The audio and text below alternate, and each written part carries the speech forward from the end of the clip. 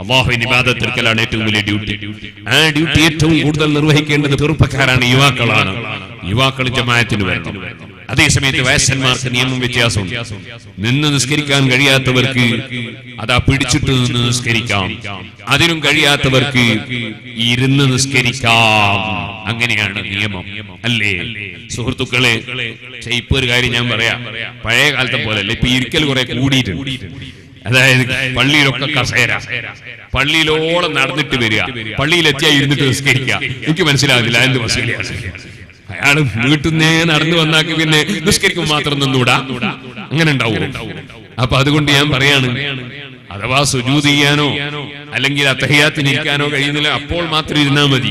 നിൽക്കാൻ കഴിയുന്നിടത്തോളം നിൽക്കുക തന്നെ വേണം. നൃത്തത്തിന് പകരം വേറൊരു പരിപാടി മതിയാവില്ല.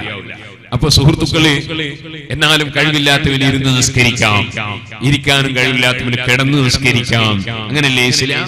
ആർക്കും ഒരു പ്രയാസവും ഇസ്ലാമിലില്ലല്ലോ. യുരീദുല്ലാഹു ബികുൽ യുസ്റ വലാ യുരീദു ബികുൽ ഉസ്ർ. അപ്പൊ പ്രായമുള്ളവർക്ക് ചിലപ്പോൾ നടന്നു വരാൻ കഴിയില്ലെങ്കിൽ ജമാഅത്തിന് ഒന്നില്ലേ, കുഴപ്പമൊന്നുമില്ല.